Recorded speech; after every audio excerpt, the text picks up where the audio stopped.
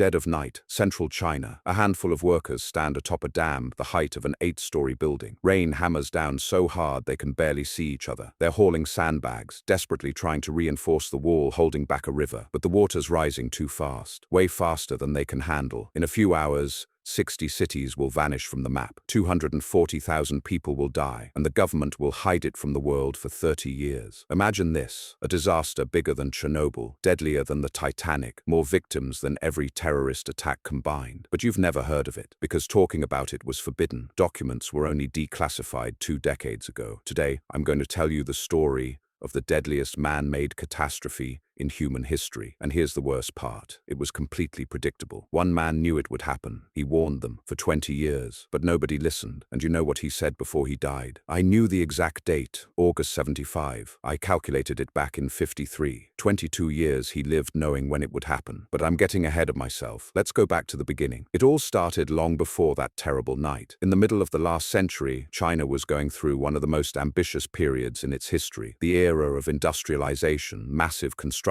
projects, an attempt to catch up with the entire world in just a few years. The country was building factories, dams, power stations at breakneck speed. Political will was stronger than common sense. When the leader said build, nobody dared object. Speed over quality, results over safety, propaganda over truth. The Banqiao Dam was erected in the early 50s. They called it the Iron Dam, indestructible, a symbol of technological triumph. Soviet engineers designed it. When construction was completed, authorities proudly showed off this behemoth to the world. 80 meters tall, capable of holding hundreds of millions of cubic meters of water, designed for what they called a 1,000-year storm. That's rain that happens once every 1,000 years. Maximum 300 millimeters of rainfall in 24 hours. On paper, it sounded perfect. In reality, it was a death sentence for hundreds of thousands of people. But there was one man who had doubts, a hydrologist named Chen Xing. He studied the project and saw problems. Insufficient drainage sluices, weak water discharge system, no backup mechanisms in case of extreme rainfall. Chen wrote reports, warned them, begged them to reconsider the calculations. And you know what they told him? They called him an alarmist, a pessimist, an enemy of progress. Back then, criticizing major projects was considered borderline treason. They ignored his opinion. The Iron Dam was already standing, and authorities weren't about to admit mistakes. Remember the name Chen Xing, because 20 years later,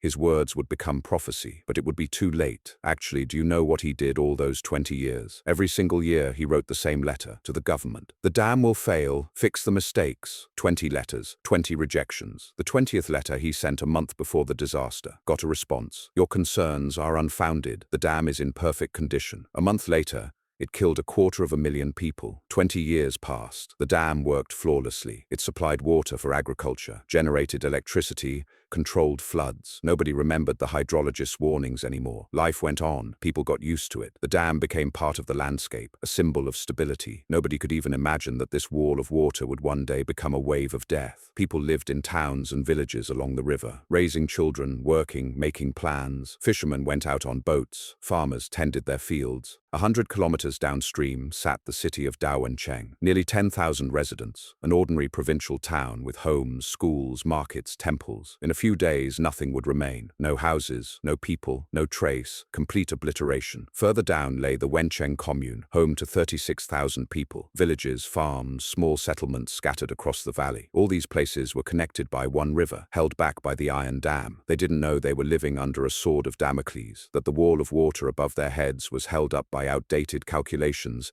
and ignored warnings. That summer, the weather was strange. Too hot, muggy, heavy. Local elders said the sky could feel trouble coming. Folk wisdom is sometimes more accurate than scientific forecasts. Animals behaved oddly. Birds flew away earlier than usual. Fish dove deep. In early August, meteorologists detected a typhoon forming over the ocean. They named it Nina. Nothing unusual for this region. Typhoons come every year, bringing rain, sometimes strong winds, but nothing critical. Nobody was particularly worried. A mistake that would cost 250,000 lives. Meteorologists predicted a standard storm, rain, maybe flooding in low-lying areas, but overall a manageable situation. They couldn't foresee that Nina would turn out to be an anomaly, an event that happens once every 2,000 years. Their instruments couldn't measure something that had never existed before, but Nina was different. When the typhoon moved inland, it didn't weaken as usual. Instead, it gained strength. It collided with a cold front, creating perfect conditions for catastrophe. Nature was setting a trap, and millions of people were walking straight into it, completely unaware. The rain started. Not ordinary rain, but a biblical deluge. Water poured down continuously, continuously, like from an open faucet. One survivor later said, "I thought the sky had ruptured,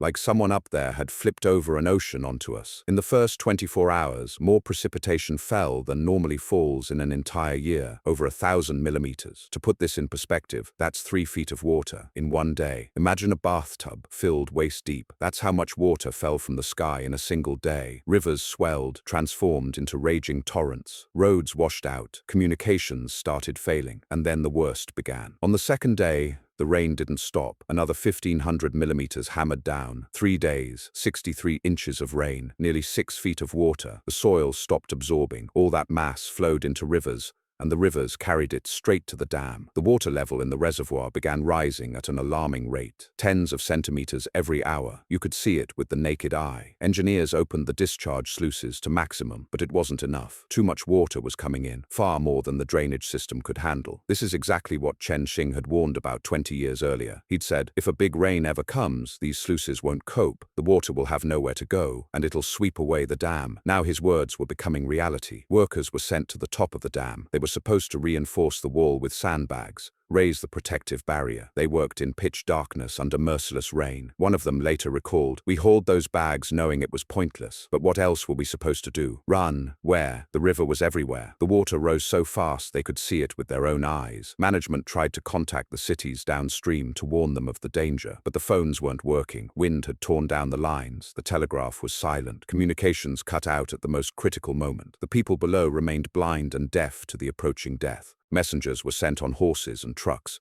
but the roads were washed out. Many didn't make it. Some drowned along the way, others got stuck in mud. The message never arrived. The military fired signal flares into the sky. Red flashes above the dam were supposed to warn the population, but most people below misinterpreted the signals, thought it was a holiday salute or military exercises. Tragic misunderstanding. They mistook a warning for celebration, but one person understood correctly, a local physics teacher. He saw the signal flares and immediately realized this wasn't a celebration. He woke his wife and kids. They ran for the hills. Neighbors yelled at them, "Where are you going, you fools? It's a festival." The teacher turned back and shouted, "Run with us." Nobody ran. His family survived. 300 of their neighbors drowned. Besides, in their minds, the dam was invincible. The Iron Dam can't fail. That's what they'd been told their whole lives. Why panic over some rain? The dam will hold. It always had. Propaganda killed them. Faith in the system's invincibility became their death sentence. A fisherman named Chen Xing was working his boat near the dam that night, fishing despite the storm. He had a family to feed. He watched the workers scrambling up top, saw the water nearly reaching the edge of the protective wall. He felt uneasy. An experienced fisherman knows when water's behaving wrong. The river wasn't just turbulent. It was angry, alive, hungry. He watched the river transform into a rabid beast. Chen wanted to dock, but the current was too strong. His boat spun like a leaf. In the city of Dawencheng, people were having dinner. Families gathered together. Children did homework by the light of kerosene lamps because the electricity had been cut due to the storm. Mothers tucked babies into bed. The elderly drank tea and listened to rain drumming on roofs. One survivor later recounted, "My grandmother said the rain sounded like drums at a funeral. We laughed at her superstitions. She was right. Ordinary evening routine. Nobody knew this was their last evening, that in a few hours the entire city would cease to exist, that by morning only muddy water and debris would remain where their homes stood, that most of them wouldn't live to see dawn." In the Wencheng commune, local authorities received vague rumors about problems at the dam. Someone said there was a lot of water, maybe minor flooding. They decided to evacuate some people to higher ground, but most stayed. Homes, livestock, possessions. Where would you put it all? They were choosing between things and life. Many chose wrong. Besides, the rain was already letting up. By midnight, the downpour had weakened. Clouds began to part. Someone up on the dam even shouted with relief, "The water's receding. The worst is over. We can rest." But it was false hope. One last deception before catastrophe. Nature gave them a minute of peace before the blow. Cruel mercy. The water in the reservoir reached a critical level, 117.94 meters above sea level, 30 centimeters higher than the protective wall was designed for. Just 30 centimeters, less than the length of a ruler. But it was enough to kill 250,000 people. The concrete structure began to crack, quietly at first, almost inaudible, then louder. Cracks raced across the body of the dam like a spiderweb. Workers heard a sound, like the earth groaning, a rumbling coming from deep within the concrete. Engineers realized the end was near, but there was nothing more they could do, nowhere to discharge the water. The sluices were working at full capacity. All they could do was wait and pray. Between 1 and 1:30 in the morning, the dam gave way. Fisherman Chen Xing, still battling his boat on the churning water, heard a sound that would stay with him until his last day. He later described it like this: as if the sky split in half and the earth cracked beneath the feet of the entire planet. A deafening roar, an explosion without explosives, thunder that never stops. A wall of water as tall as a 10-story building came crashing down the valley. 701 million cubic meters of water burst free. To understand the scale, imagine 280,000 Olympic swimming pools dumped all at once. A wall of water, 33 feet high, 6 miles wide, moving at 30 miles per hour, faster than a car on a city street. But this wasn't water. This was a living monster made of mud, debris, trees, rocks and human lives. The wave obliterated everything. Trees were ripped from the ground like matchsticks. Houses shattered into splinters within seconds. Bridges vanished as if they'd never existed. The earth turned into a boiling cauldron of mud, concrete and flesh. The sound was like 1,000 trains running simultaneously. The ground shook. The sky roared. Chen's boat was torn to pieces instantly. He was thrown into the freezing, churning mass. He choked, tried to surface, but couldn't tell which way was up. The current spun him like clothes in a washing machine. His lungs burned. His vision darkened. Instinctively, he grabbed something solid, a fragment of his own boat's hull. He held on with everything he had, fingernails digging into wood until they bled. The water carried him through pitch darkness. He saw bodies floating past. His crewmates, 6 men from his team, all dead. Chen washed ashore several kilometers away. He survived. A miracle or a curse, because now he'd have to live with these memories. The city of Dawencheng met the wave in its sleep. Nearly 10,000 people were in their beds when the water slammed into the city's outskirts. Picture this: you're asleep, dreaming, warm, safe in your home, and suddenly a wall of muddy water crashes into your bedroom at the speed of a car. Most didn't even open their eyes. Houses collapsed in 3 to 4 seconds. Roofs ripped off whole. Walls caved in. People were buried under tons of concrete and brick, or swept away in their beds by the current. The few who woke to the roar had no idea what was happening. Pitch darkness, deafening noise, the house shaking, floor disappearing beneath their feet, water rising so fast you don't even have time to scream. Ankle deep, knee deep, waist deep,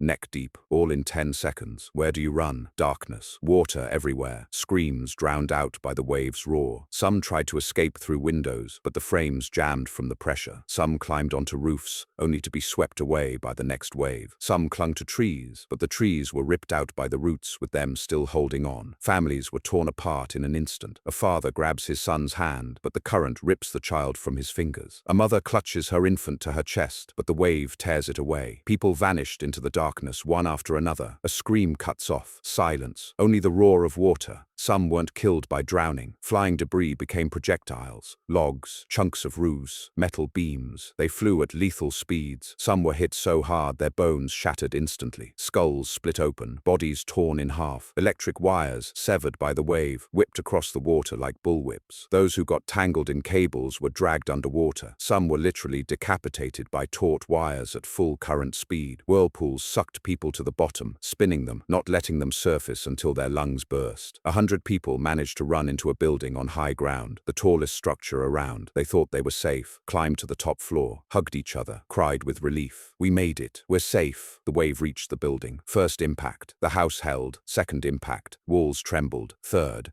The foundation couldn't withstand millions of tons of water. The building tilted. People screamed. The floor dropped from under their feet. The house collapsed. 100 people buried under rubble or drowned in that same moment. By dawn, nothing remained of the city of Dawencheng. Not one intact building. Not one living person out of 10,000 residents. Total annihilation. The place where a city had stood turned into a lake of mud with protruding debris. That morning, a dispatcher at a distant radio station received the last message from Dawencheng. The operator managed to transmit 3 words: water, everything, The connection cut out forever. The dispatcher still hears that voice. Every night, the wave didn't stop. It raced further down the valley, devouring everything in its path. Next village, erased. Next town, gone. A farm, swept away. A school, destroyed along with the children who'd been sleeping there while preparing for a festival. In the Wencheng commune, home to 36,000 people, they'd only managed to evacuate part of the population, maybe half. The rest either didn't make it in time or refused to abandon their homes. The water arrived later than in Dawencheng, but the results were the same. Houses swept away, people carried off, fields transformed into churning lakes, livestock drowned, making terrible sounds. Crops that were supposed to feed the region for an entire year vanished in minutes. Half the commune's population died that night, 18,000 people, but the worst was still ahead. And this sounds insane, but it's true. The wave from Banqiao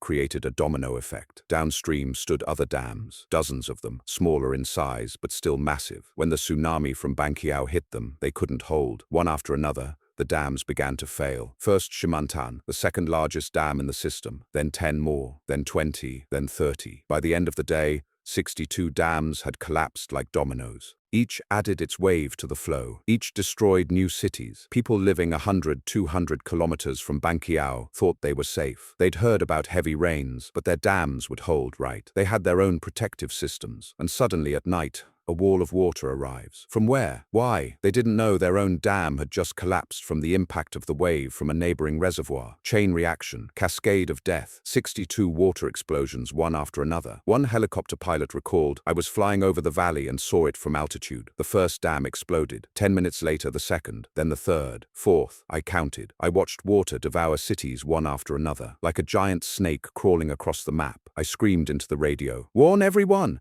The wave is coming!' But down below, nobody could hear anymore. The total volume of water that burst out during those hours amounted to billions of cubic meters. A temporary lake formed, covering 12,000 square kilometers. To put this in perspective, that's the size of a small European country. 7 administrative centers vanished completely, wiped off the map. Dozens of towns and villages no longer exist. No houses, no people, no memory of them. Military command tried to do something. When the scale of the catastrophe became clear, they made a desperate decision. The Air Force was ordered to bomb several dams deliberately. Yes, you heard that right. Bomb their own dams to redirect water into less populated areas. Planes took to the air, dropped bombs, explosions. Even more water poured out, but in new directions, into swamps, into empty fields. They sacrificed agricultural land to try to save cities, but it barely helped. There was too much water. The scale was too enormous. The entire river dam system of central China collapsed in one night. When dawn finally came, the scene was apocalyptic. The rain stopped. The sky cleared. The sun came out from behind the clouds, as if mocking what had happened. A beautiful morning, birds singing, and absolute hell on earth. Survivors who'd spent the night on rooftops, treetops, hills, saw the end of their world. Instead of familiar streets, an endless muddy lake stretched out. Building tops protruded. Corpses floated. People, animals, everything mixed together. The air filled with a smell impossible to describe in words. The smell of death, decomposition, mud, fear. Water stood everywhere, and the worst part, it wasn't going anywhere, because there was no drainage system anymore. All canals destroyed, all sluices swept away, all dams collapsed. The water had nowhere to go. It just stood there, turning a huge region into a giant, stinking swamp. Many survivors were initially relieved to see the sun, thought, okay, the worst is over. Help will come now. They'll rescue us. Everything will be fine. We'll rebuild. But they didn't understand that the nightmare was only beginning. That quick death in the wave had been mercy compared to what awaited those who survived. Help wasn't coming. Rescuers couldn't get through. All roads destroyed. Bridges swept away. Helicopters were in catastrophically short supply. Not enough boats. Millions of people trapped in the middle of flooded territory. No food, no clean water, no roof over their heads, no medical care. They just sat on rooftops and waited. 1 day, 2, 3, and still no help. The water was poisoned, human and animal corpses decomposing right in it. Sewage mixed with drinking water sources, chemicals from destroyed factories, fertilizers from farms, all of it stewing in dirty soup under the blazing sun. But people were thirsty. When thirst becomes unbearable, you'll drink anything, even that water, and diseases began. Dysentery first, then cholera, typhus. People weren't dying from drowning. They were dying from infections, from dehydration, ironically, while surrounded by water, from exhaustion, from diseases that should have disappeared long ago. And you know what the cruelest part was? There were no medications. Hospitals flooded or destroyed. Doctors themselves needed rescue. Medicine washed away by water. Survivors just watched their loved ones die from illnesses that could have been cured with a single pill. But there were no pills. Children died first. Their small bodies couldn't withstand the dehydration and infections. Parents held dead children in their arms and didn't know what to do with them. Bury them? Where? How? Water everywhere. They had to release the bodies into the same water they were trying to survive in. The elderly couldn't cope. No medicine, no food, no hope. They left one by one, quietly, just closed their eyes on a rooftop and never opened them again. Those who survived the wave itself slowly died in its aftermath. And here's the most horrific part. Many started to envy those who died immediately. Quick death in the wave now seemed like mercy. Better to drown in a minute than to suffer for days, watching your loved ones die, powerless to do anything. The rescue operation only began after several days. When military forces and rescuers finally managed to break through to the disaster zone, they saw a scale that exceeded any imagination. 10 million people affected. Think about that number. 10 million. That's the population of a major European country. Nearly 7 million homes destroyed. Not damaged. Completely destroyed. Hundreds of thousands needed urgent medical attention. Millions needed food and water. Rescuers did everything they could, worked day and night, pulled people from the water, handed out the last of their food supplies. But it was a drop in an ocean of disaster. The army mobilized every possible resource. Helicopters flew non-stop. Boats shuttled between islands of land. Military trucks pushed through destroyed roads. Medics worked in field hospitals without sleep. But they needed 100 times more help than they could provide. Many died simply waiting for their turn to be evacuated. They'd see a helicopter in the sky, wave their arms, shout, and the helicopter would fly away, already full, had to go unload, and the person would die, never making it to the next run. One woman sat on a roof for 3 days with her dead husband and 2 children. She watched helicopters fly past, waved, screamed, but there were too many people like her. On the 4th day, a helicopter came. A rescuer descended. She was the only one alive. The children had died on the 3rd day, from thirst, surrounded by water. When they lifted her up, she wouldn't release their bodies. They had to pry her fingers open by force. The exact death toll remains a mystery to this day, and that in itself is horrifying. Imagine, 250,000 people dead, and nobody can say exactly how many. Official figures change so often and so drastically that people simply stopped believing them. Immediately after the catastrophe, the Provincial Party Committee announced 85,600 dead, a huge number, but a few years later it more than doubled to 230,000. How is that possible? Why such a difference? Then other counts appeared. Some said 26,000 drowned directly in the wave, but added that tens of thousands died later from starvation, disease, lack of medical care. International human rights organizations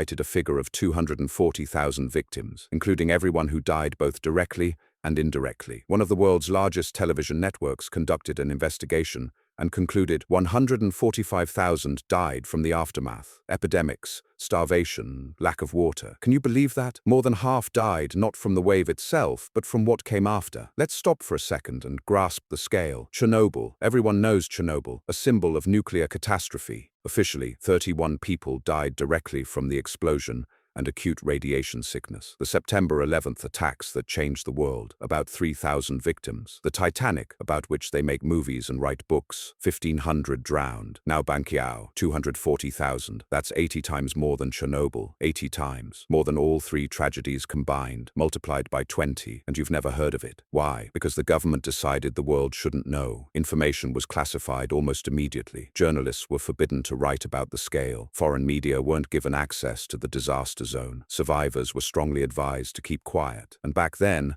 a government recommendation was tantamount to an order. Documents about the catastrophe were compiled but hidden in secret archives. Official reports were written but shown to no one. Photographs were taken but never published. The country pretended nothing special had happened. Just a flood. These things happen. Natural disaster. Nobody's fault. No systemic errors. No planning failures, no government negligence, silence, absolute silence. And this silence lasted not 1 year, not 5 years, 30 years. An entire generation grew up not knowing the truth about what happened in central China that August night. Only in the 90s, when the political climate changed, did the first publications begin to appear. A book came out with a detailed description of the catastrophe. The Minister of Water Resources wrote the foreword, an official figure. This was a sign. Now it was okay to talk about it. But the complete documents were only declassified in the early 2000s. Western researchers finally got access to archives. Journalists could talk to survivors. Scientists studied the data, and the world learned the truth. One of the largest international television networks made a documentary and called the Banqiao Catastrophe the worst technological tragedy in human history, worse than Chernobyl in terms of casualties. But 30 years had already passed. It was no longer news, just history. The world shrugged and forgot again. Why did this even happen? After all, the dam was built according to all the rules of the time, designed by experienced engineers, used modern technology, calculated for a 1,000-year storm. The answer lies at the intersection of nature, politics, and human hubris. First, Typhoon Nina turned out to be an anomaly. Events like this happen once every 2,000 years. The dam was designed for a 1,000-year storm. Nature proved stronger than mathematics. But it wasn't just about nature. Politics played a huge role. The era of industrialization demanded speed at any cost. A 5-year plan in 3 years. A decade plan in 5. Build more, faster, taller. The main thing, show results. Show the party that the task was completed. Quality, safety, we'll deal with that later. Right now, just build. The focus was on accumulating water for irrigation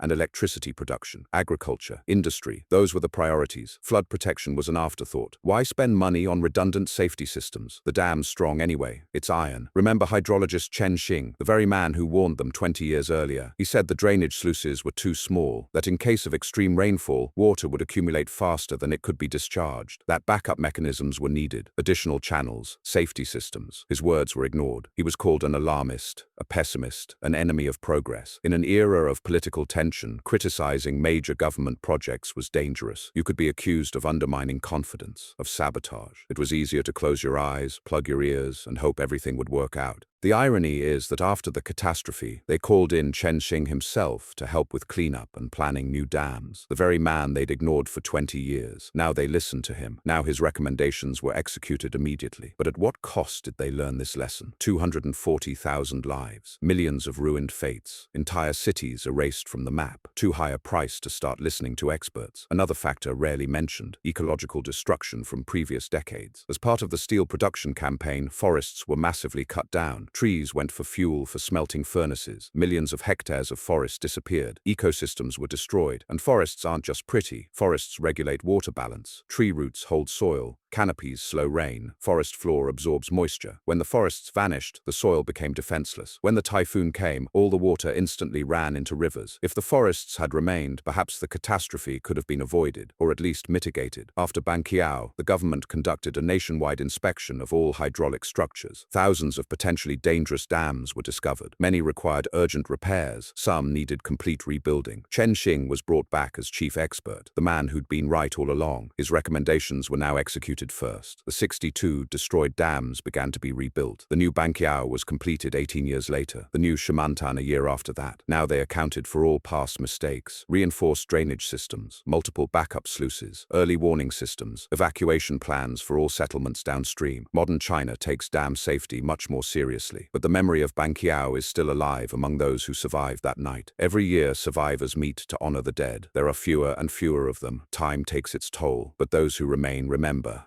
They remember the sound of the dam collapsing, the roar of water, the screams, the darkness, the helplessness, the loss of loved ones. These memories aren't erased by time, they're burned into memory forever. But there are almost no memorials, no museums were built. School textbooks say little or nothing about it. Young people often don't know what Banqiao is, where it is, when it happened, how many people died. The state prefers not to remind people of a failure of this magnitude. Better to look forward than dwell on the past. Better to talk about achievements than catastrophes, and memory slowly fades. In the West, even fewer people know about this disaster. Ask a random person on the street in Europe or America about Chernobyl. Chances are they've heard of it. Everyone knows about the Titanic. People remember the terrorist attacks. But Banqiao, blank stare, never heard of it. Where is that? When? How many died? Surprise. Disbelief. How could something like this remain unnoticed? Perhaps because it happened in a closed country, in an era when information was controlled with an iron fist. Perhaps because they hid it for 30 years. By the time the truth came out,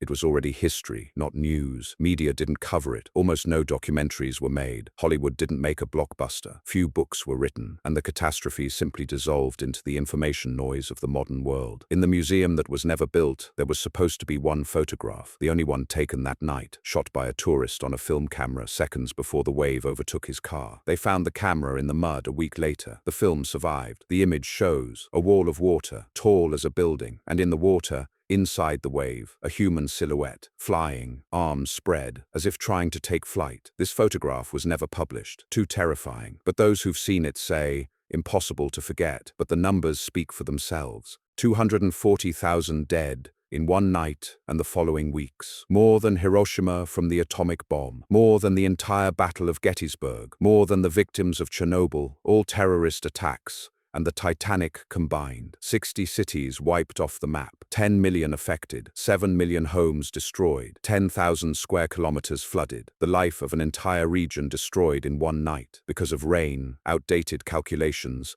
and ignored warnings. Banqiao teaches us several important things. Nature cannot be underestimated. No matter how confident we are in our technology, nature can always deliver a surprise that shatters all calculations. Expert opinion cannot be ignored for political or economic goals. When specialists warn of danger, we need to listen. Chen Xing was right for 20 years. If they'd listened to him, perhaps there would have been far fewer victims, or none at all. Speed isn't more important than safety. Results today aren't more important than lives tomorrow, and hiding catastrophes is pointless. The truth always comes out, and silence only breeds distrust. Today, the Banqiao Dam stands rebuilt, reinforced, ready to withstand even a 2,000-year storm. But beneath its waters lie dozens of cities where people once lived, raised children, laughed, dreamed, made plans. Now there's only water. Their names are almost forgotten. Their stories are rarely told. The world has moved on, but for those who survived that night, the memory remains sharp as a knife. 240,000 lives, 60 cities, one night, one dam, one catastrophe the world barely knows about. Now you know. Tell others, because we cannot forget things like this. History should teach us, not disappear into archives. Remember them. Remember Banqiao. Write in the comments. Had you heard about this catastrophe before? What shocked you the most? The scale of destruction, the death toll, or 30 years of silence? Share this video if you think more people should know about this. Some stories are too important to remain forgotten.